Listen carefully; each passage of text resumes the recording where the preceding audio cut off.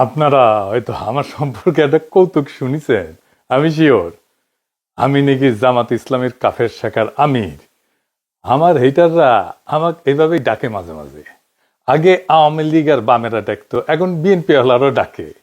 কিছুটা বিদ্রুপ থাকলেও এটা আমার হেটারদের অসহায়ত্ব এক ধরনের। আগে শুধু আওয়ামী লীগ, বাম আর ইন্ডিয়ার শত্রুতা মোকাবেলা করতে হইতো। এখন শত্রুর তালিকায় যুক্ত হয়েছে ফন্দের আলো, দিল্লি স্টার, আর্মির দুর্বৃত্ত জেনারেলরা, শহীদুল আলমের মতো সুশীল, ডেভিড বার্গম্যানের মতো বিদেশি সাংবাদিক, আর বিএনপির পুরা র্যাঙ্ক অ্যান্ড ফাইল। আলহামদুলিল্লাহ, শত্রুরাই আমার ক্ষমতা বাড়াই দিচ্ছে। আমার শত্রু ভাগ্যকালে ঈর্ষণীয়। শত্রুরা যখন আপনার বয়ানের জবাব দিতে পারে না, তখন সে আপনার এই ক্যারিকেচার বানাইতে চায় অথবা ধ্বংস করতে চায়। তাই পরিষ্কার করে বলি যে আমি তো মুসলমানরা জানেন, আমি বলি আমি বাংলাদেশি হিন্দু। আমি জামাতের লোক না, জামাত করি না, এনসিপিরও কেউ না, এনসিপি করি না, কোনো রাজনৈতিক দলের সদস্য না, কোনো দল, কোনো গোষ্ঠী, কারো কাছে বিবেক বন্ধক দেই নাই। আমি আসছি বামপন্থী রাজনীতি থেকে। বাম রাজনীতির মধ্যে আমার রাজনৈতিক শিক্ষা বাইরে ওঠা। আমি এর ইতিহাস জানি, এর লড়াই জানি, তার সাহস জানি, তার দুর্বলতা জানি, তার ভীরুতা জানি, তার ব্যর্থতা জানি, বিশ্বাসঘাতকতাও জানি। আর ঠিক এই কারণেই আজ আপনাদের কাছে আমার একটা ব্যাখ্যা দেওয়ার দরকার আছে যে একজন আমার মতো মানুষ, যার শিকড় সেকুলার বাম রাজনীতিতে, সে কেন একটা ইসলামপন্থীদের নেতৃত্বাধীন নির্বাচনী জোটকে নির্বাচনে সমর্থন করতেছে। এর উত্তর আদর্শ না, ধর্মও না, এবং এটা কোনো ধান্দাবাজিও না। এর উত্তর হইল জুলাই। প্রশ্নটা হইল, জুলাই বেঁচে থাকবে নাকি জুলাইকে কবর দেওয়া হবে?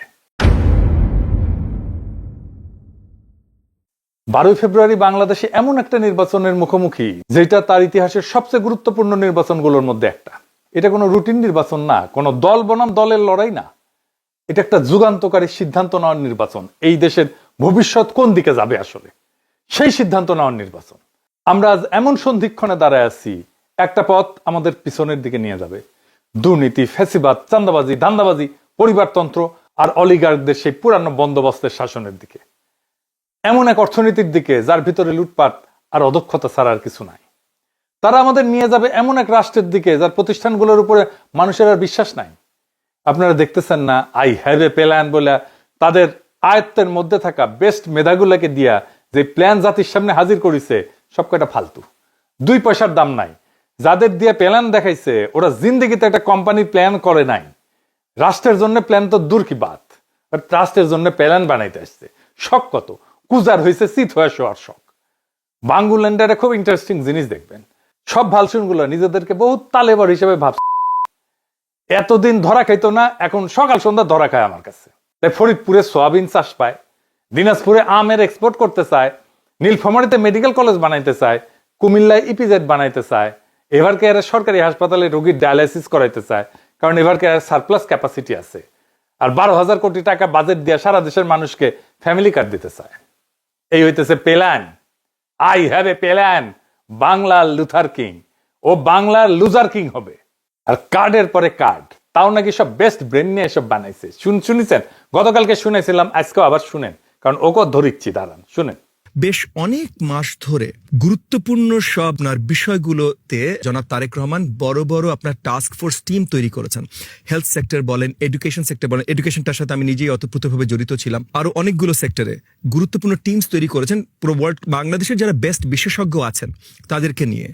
এই সেক্টরগুলোতে আমরা কিভাবে উন্নয়ন আনতে পারি এবং বিশ্বমাপে কম্পিটিটিভ আমরা হতে পারি, তো সেই জায়গা থেকে উনার বৃহত্তর প্ল্যান আছে। এটা আমি আপনাদেরকে পরিষ্কার জানিয়ে দিচ্ছি, উনার বৃহত্তর প্ল্যান আছে। শুনেছেন তো, টাস্ক ফোর্স করে এই সমস্ত বানাইছে। তাই রহমান, আপনার এই প্ল্যান তো কোনো মাঝারি সাইজের কর্পোরেটের ইন্টার্নকে দিলে করে দিতে পারতো, এসে ভালোভাবে করে দিতে পারতো, অনেক কম সময় করে দিতে পারতো। এই যদি আপনার বেস্ট ব্রেনের প্রোডাকশন হয়, তাহলে খবর আছে, আপনারও খবর আছে, দেশেরও খবর আছে। ইশতেহার ঘোষণা করেছে না বিএনপি, এই ইশতেহার যে লিখিছে সেও ফাঁকিবাজ, যাদের দিয়ে লিখাইছে প্রত্যেকটা ফাঁকিবাজ। 2001 সালে বিএনপির ইশতেহার থেকে চোথা মারিছে। সেই একই মনোরেল চালু করবে, বস্তিবাসীদের জন্য আবাসন করবে, কলকারখানায় নিরবিচ্ছিন্ন বিদ্যুৎ সরবরাহ করবে, বেকার ভাতা দিবে, ন্যায়পাল নিয়োগ দিবে। এইসব কিন্তু 2001 সালের ইশতেহারে ছিল, আবার দিচ্ছে। এখন বুঝিছেন তো, এগুলো করবে না। 25 বছর আগে তো কইছিলেন, তারপর তো ক্ষমতা আসছিলেন, তাই না? করেন নাই কেন এগুলা? প্রতিশ্রুতি দিছিলেন, করেন নাই কেন? কেউ জিগায় না, উত্তরও দিবে না, উত্তর তার জানাও নাই। এই যে প্রতিশ্রুতি দিচ্ছে, ইশতেহারে নানা কথা লিখছে, এগুলো কিছুই করতে পারবে না, করবেও না। আচ্ছা আসেন আমরা এক্সাম্পল হিসেবে হাঙ্কেরে প্রিন্স ববি হাজ্জাজের আমলনামা দেখি। দেখা দরকার কারা বিএনপির হইয়া ভোটের মাঠে নামছে। ওইকে জানেন, ওর বাপের নাম মুসা বিন শমসের, বাংলাদেশের সবচেয়ে ধনী ব্যক্তি, এতই ধনী যে তারা নিয়ে ডকুমেন্টারি হয়। তারা প্রিন্স বলে ডাকে বিদেশিরা।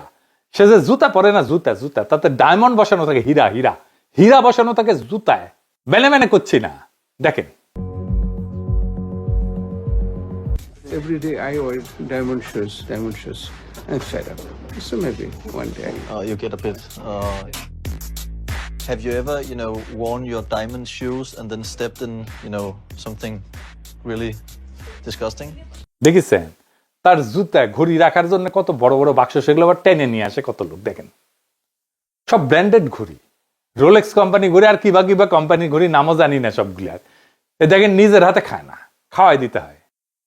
দেখিসাও নেকু রে নেকু, ডুডু খাও ঢেকু ঢেকু, হ্যাঁ মুখ মুছে দিচ্ছে। দেখিছেন, দেখেন সেই মুখ মুছে দেওয়ার জন্য পিছে দাঁড়ায় আছে কতজন, দেখেন দেখিসাও দেখিসাও। উই আগে সুসে কিনা নিজে নিজে, আমার সন্দেহ আছে। এটা নারীর ক্ষমতায়ন। খাওয়ার টাইমে পিছে দাঁড়ায় থাকবি আর মুখ মুছে দিবি বড় লোকের। এটা কর্মজীবী নারী নাকি এটা দাসত্ব, নাকি এটা সম্পদের অশ্লীল প্রকাশ? এইটাকে সে কেমনে কামাইছে জানেন? অস্ত্র ব্যবসা কইরা। জি জি জি ঠিকই শুনেছেন, অস্ত্র ব্যবসা কইরা। তার পলা হইতেছে ববি হাজ্জাজ। সালাম কেমনে দিতে হয় সেটাও শিখে নাই। দেখেন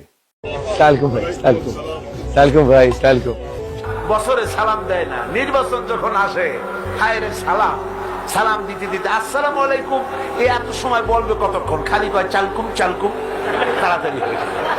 এই সুপার রিচের পোলার ক্যান্ডাস দিতে সে খাইছিল, কারণ ওর বোনের বিয়ে দিছে শেখ সেলিমের ছেলের সাথে। এবার বুঝেছেন তো রসুনের সব এক জায়গায়, বুঝেছেন তো এইটাই সেই এলিট এস্টাবলিশমেন্ট, সবগুলা কি এক জায়গায় বান্দা। এই সম্পদ রক্ষা করা লাগবে না, তাই রাজনীতি।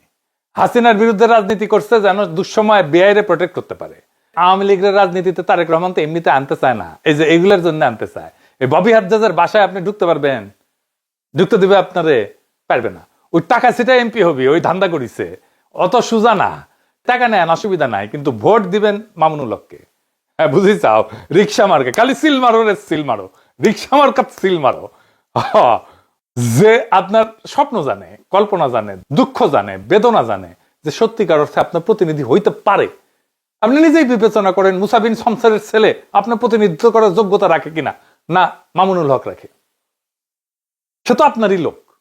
এই ববি হাজ্জাজেরা সেই পথের পথিক, যেই পথে তারেক রহমান আর ধানের শীষ আমাদেরকে নিয়ে যেতে চায়। আর কোন পথ আছে? আর একটা পথ আছে, যেই পথ সামনে যায়, ভবিষ্যতের দিকে যায়, জাতিকে ভবিষ্যতের দিকে নিয়ে যায়, একটা নতুন সময়ের দিকে নিয়ে যায়, যেখানে জুলাইয়ের চেতনা বেঁচে থাকে, জুলাই জিন্দা থাকে এবং জনগণের স্বপ্নের রাষ্ট্রের বদলের দাবি জুলাইয়ের চেতনা বাস্তবায়িত হয়। আজ তো জুলাই নিজেই ঝুঁকিতে আছে, জুলাই বিপ্লব আর জুলাই যোদ্ধারা। আজকে প্রশ্ন, আমরা কি জুলাইকে কবর দেব, না আবার পুরনো ব্যবস্থার কাছে আত্মসমর্পণ করব? নাকি বড় লোক রাজনীতিবিদ, লুটেরা, ব্যবসায়ীর দুর্নীতিগ্রস্ত আমাদের লুটপাট অব্যাহত থাকবে? নির্বাচনের দিন যতই ঘনায় আসতেছে সব দলই অনেক ভালো ভালো কথা কইছে, তাই না? তাদের বক্তব্যগুলো শুনলে মনে হয় বাহ কি চমৎকার কথা, একই ভাষার কথা।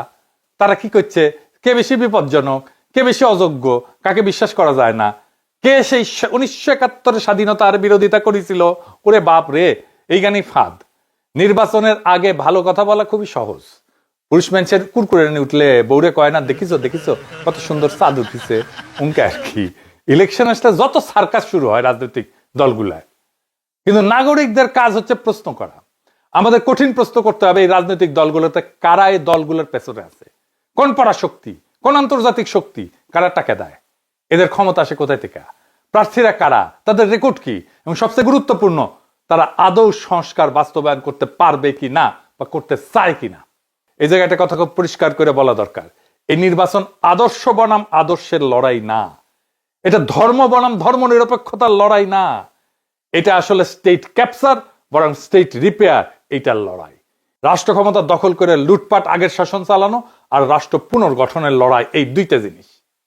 একদিকে আছে এমন দলগুলা যারা রাষ্ট্রকে আগেই দখল করে ফেলছে, ব্যবসা দিয়া, আমলাতন্ত্র দিয়া, পরিবারতন্ত্র দিয়া, পুরনো সিস্টেমের উপরে দখল দিয়া আগের ব্যবস্থার সাথে সিস্টেম কইরা। তাই তারা বলে হাসিনা না আসলেও হাসিনা পোলামাইয়া আসতে পারবে রাজনীতিতে। বাহ, চমৎকার। এই জন্য আমাদের বাচ্চারা রক্ত দিছিল, এই জন্য আমরা লড়াই করে ফেসিবাদ উৎখাত করছি, এই জন্য এত কষ্ট করছি আমরা। আর অন্যদিকে আছে এমন এক শক্তি যাদের এখনো পুরনো সিস্টেম খায়া ফেলায় নাই, দলের মধ্যে চোর ডাকাত লুটপাটকারী নাই যাদেরকে প্রোটেক্ট করতে হবে ওই দলদেরকে। তাই রাষ্ট্রকে মেরামত করার হিম্মত আছে তাদের। বিএনপি আসলে কি একটা? বিএনপি আর একটা কম শক্তিশালী আওয়ামী লীগ, কম বুদ্ধিমান আওয়ামী লীগ, কম সংগঠিত আওয়ামী লীগ। বিএনপি আওয়ামী লীগের মধ্যে দলের কম্পোজিশন, তার শ্রেণী চরিত্র, এটার মধ্যে কোনো তফাৎ নাই। বিএনপি একটা গভীরভাবে দুর্নীতিগ্রস্ত দল, গভীরভাবে দুর্নীতিগ্রস্ত দল। আর দলের লোকেরা তারেক রহমানের চাকর বাকর। আপনারা জিজ্ঞেস করেন তারেক রহমানের কিভাবে চলে, মানে সংসার চলে কিভাবে, মির্জা ফখরুলের সংসার চলে কিভাবে, জিজ্ঞেস করেন কই থেকে আসে। তারা রাজনীতি করতে আসে নাই, আসতে ধান্দা করতে। তাদের দেশকে নিয়ে কোনো মহৎ স্বপ্ন নাই। থাকলে হাসিনার আমলে জান প্রাণ দিয়ে লড়াই করতো, করে নাই। তারা আওয়ামী লীগের থেকে আলাদা না, একই জিনিসে তৈরি। আওয়ামী লীগ বিরিয়ানি হইলে বিএনপি তেহারি। ভাত পচলে খাওয়া যায়, বিরিয়ানি তেহারি পচলে খাওয়া যায় না। এই দুটোই পচা জিনিস। 90-এর দশকে এই দুই দল নীতি আদর্শ দিয়ে প্রতিযোগিতা করেনি, করছে দুর্নীতি, লুটপাট আর পাইয়া দেওয়ার রাজনীতি আর সহিংসতা দিয়া। 2006 সালে তত্ত্বাবধায়ক ব্যবস্থা ভাঙছে বিএনপির জন্য। বিএনপি দায়ী। সদ্য অবসরপ্রাপ্ত প্রধান বিচারপতিকে তত্ত্বাবধায়ক সরকার প্রধান হবে, এটাই ছিল সিস্টেম। 2004 সালে একটা সংবিধানের 4র্থ সংশোধনী গৃহীত হয়, অনেকেরই স্মরণ আছে। ওই সংশোধনীর মাধ্যমে বিচারপতিদের অবসরে যাওয়ার বয়সসীমা 65 থেকে 67 করা হয়, 2 বছর বাড়ানো হয়। এই বয়স বৃদ্ধির এই সিদ্ধান্তের পেছনে মূলত কাজ করছে পরবর্তী তত্ত্বাবধায়ক সরকার প্রধান কে হবে সেই হিসাব নিকাশ। সাবেক প্রধান বিচারপতি কে এম হাসানকে, যিনি একসময় বিএনপির রাজনীতির সাথে জড়িত ছিলেন, তাকে প্রধান উপদেষ্টা করাই ছিল এই সংশোধনীর মূল উদ্দেশ্য। যার ফল সামরিক শাসন, 1/11 এবং শেষ পর্যন্ত 15 বছরের ফ্যাসিবাদ। এই ফ্যাসিবাদ কায়েমের পিছনে পুরা দায় বিএনপির। সেই খাসলত বিএনপির বদলায় নাই। 2024-এর 5ই আগস্টের পরে বিএনপি চাঁদাবাজি, ধর্ষণ, খুন, জখম, বাড়ি দখল, 92% সহিংসতার সাথে বিএনপি জড়িত। তাও নিজের দলের লোকদের নিজেরা মারছে। কোন বাজার, হাট, ঘাট, bus stand, tempo stand, rickshaw stand, TV station, media, advertising firm দখল বাদ রাখি নাই, সব দখল করে ফেলছে। এস আলমের সাম্রাজ্য চালায় শ্রীলং সালাউদ্দিন, বেকাত্তর টিভি চালায় বরকতুল্লাহ বুলু, আর টিভির দখল নিছে ওয়াহিদুজ্জামান অ্যাপোলো। এই কারণেই তারা বিশ্ববিদ্যালয় নির্বাচনগুলোতে প্রত্যাখ্যাত হয়েছে। ছাত্ররা প্রত্যাখ্যান করছে তাদেরকে। ছাত্ররা আদর্শে ভোট দেয় নাই, তারা দুর্নীতির বিরুদ্ধে ভোট দিছে। আজ বিএনপি মনোনয়ন দিছে অসংখ্য বিতর্কিত ব্যক্তিতে। বিএনপির 59% ক্যান্ডিডেট ঋণ খেলাপি, ব্যাংকের ঋণ নিয়ে শোধ দেয় না, খায় ফেলছে, পাচার করে দিছে। আসছে দেশের সেবা করতে, লজ্জা করে না এদের। 15 বছর ক্ষমতার বাইরে থেকে হঠাৎ তাদের হাতে অধেল টাকা কই থেকে আসলো? ব্যাংক লুটের টাকা, ঋণ খেলাপের টাকা। কিভাবে আসলো, কেন আসলো? কারণ পুরনো অলিগার্করাও, হাসিনার সব ব্যবসায়ীরা আবার এমন একটা দল খুঁজে পেয়েছে যাদের সাথে ব্যবসা করা যায়, তারাও দিতেছে, হাসিনার লোকদের কাছ থেকে নিচ্ছে টাকা। এমনকি বিএনপি আওয়ামী লীগকে রাজনৈতিকভাবে পুনর্বাসন করবে বলছে। তাদের আপত্তি নেই হাসিনার পুত্র আর কন্যারা যদি রাজনীতিতে আসে। বিএনপি চলে হারামের টাকায়, প্রত্যেকটা পয়সা হারামের পয়সা, প্রত্যেকটা পয়সা হারাম টাকা। মানুষের অভিশাপ আছে ওই পয়সার গায়ে। তারপরে তারা বলে তারা দুর্নীতি উচ্ছেদ করবে, চান্দাবাজি উচ্ছেদ করবে। হায় রে হায়, খারাপ কারণ আমার ঘোড়া একটু হাসি। হয়েছে হয়েছে হয়েছে, আচ্ছা হয়েছে। দুর্নীতির টাকায় চলা দল দুর্নীতিকে উচ্ছেদ করতে পারে না। অলিগারদের উপর নির্ভরশীল দল সংস্কার করতে পারে না। এই কারণে জামাত এনসিপি জোট কাঠামোগতভাবে আলাদা। বাস্তব সংস্কার কেবল তারাই করতে পারে যারা দুর্নীতিগ্রস্ত ব্যবসায়ী আর আমলাতন্ত্রের কাছে বাধা পড়ে নাই। এই জোটের প্রতিশ্রুতিগুলো বিশ্বাসযোগ্য, কারণ তাদের দলে রক্ষা করতে হবে এমন চোর বাটপার নাই, লুটেরা নাই। তাদের নেতৃত্ব পুরনো বিষাক্ত রাজনীতিতে ডুবে নাই। দলে গণতন্ত্র আছে, পরিবারতন্ত্র নাই। সংবিধান সংস্কারের কথা তাদের মুখে শোভা পায়, কারণ তারা পরিবারতন্ত্র বাঁচাইতে রাজনীতি করে না। রহমান অ্যান্ড সন্স এর মাফিয়া সাম্রাজ্যের অংশ হইতে আসেনি তারা। 2 রহমান ফ্যামিলি তো, শেখ মুজিবুর রহমান আর জিয়াউর রহমান ফ্যামিলি, এই তো 2 রহমান অ্যান্ড সন্স। এরাই তো বাংলাদেশের রাজা, এরাই তো বাংলাদেশের হর্তাকর্তা বিধাতা। বিএনপি থেকেও রাজনীতি করতে আসে না তো, আসে ধান্দা করতে। আর এই ধান্দা করার জন্য কে কত বড় তারেক রহমানের চাকর হইতে পারবে এটা প্রমাণ করে। এটা সত্য যে জামাত এনসিপি দুর্নীতিগ্রস্ত সরকার চালানোর অভিজ্ঞতা তাদের নাই। আর এটাই তাদের সবচেয়ে বড় শক্তি। তারা বিশেষজ্ঞদের জন্য, স্বচ্ছতার জন্য, সংস্কারের জন্য ওপেন আছে, কারণ তারা পুরনো দায়ে বন্দী না। তাদের এমন কোনো ব্যাগেজ নাই যেটা তাদের বহন করতে হবে। এইবার আসি ভারত প্রশ্নে। সবাই ভারতের সাথে সংলাপের কথা বলে, সবাই সুসম্পর্কের কথা বলে। বিএনপি বলে জাতীয় স্বার্থের কথা, কিন্তু কার স্বার্থ? আওয়ামী লীগ 15 বছর একই ভাষা ব্যবহার করছে, ফল কি পেয়েছি? ইতিহাসের সবচেয়ে বাজে কূটনৈতিক সম্পর্ক পাইছি ভারতের সাথে, ভারতও এটাই পাইছে। আর এমন একটা জাতি যে নিজের আত্মসম্মান হারায় ফেলছে, তাতে কি ভারতের লাভ হয়েছে না বাংলাদেশের লাভ হয়েছে? কারোই লাভ হয়নি। ভারত শুধু আওয়ামী লীগের ফ্যাসিবাদী শাসনকে সমর্থনই দেয়নি, তারা তার বহু অপরাধী নেতাকে আশ্রয় দিয়ে রাখছে, যাদের ফাঁসি হয়ে গেছে।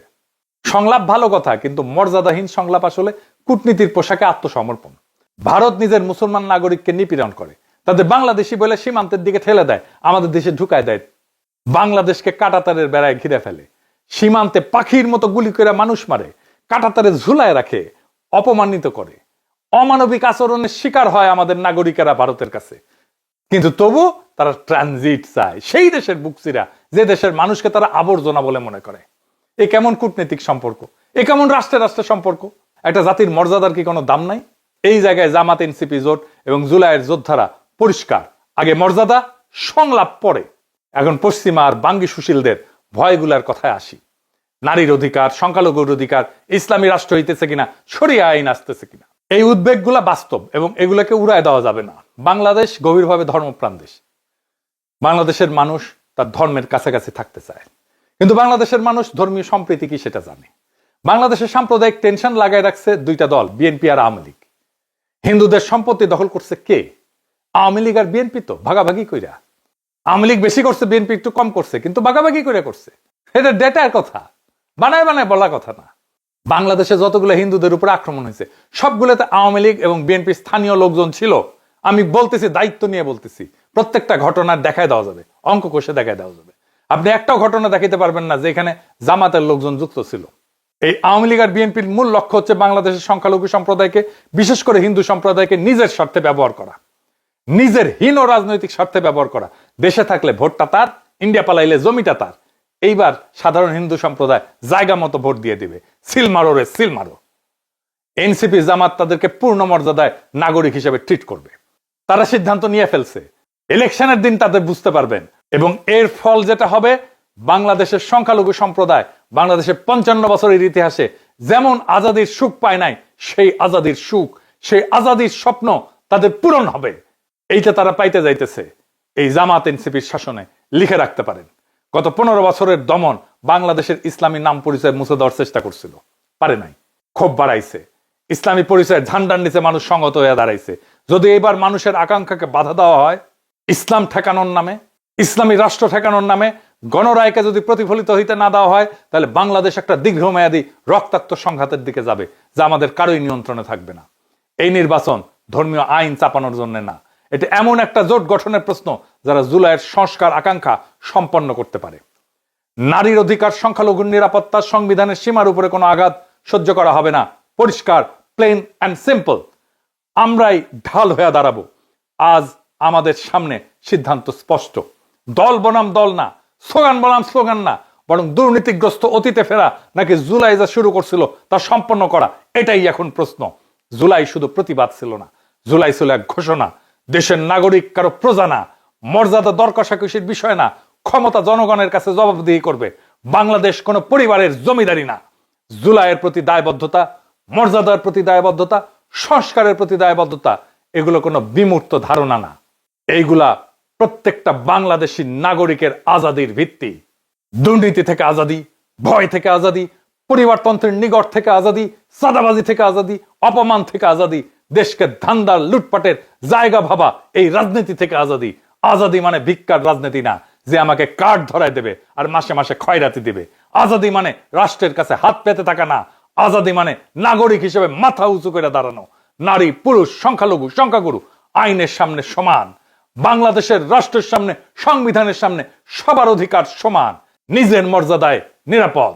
জুলাইয়ের জন্য, মর্যাদার জন্য, সংস্কারের জন্য, আজাদির জন্য জামাত এনসিপি জোটকে এই নির্বাচনে জিততেই হবে, এর কোনো বিকল্প নাই। ইনকিলাব জিন্দাবাদ, আজাদি জিন্দাবাদ।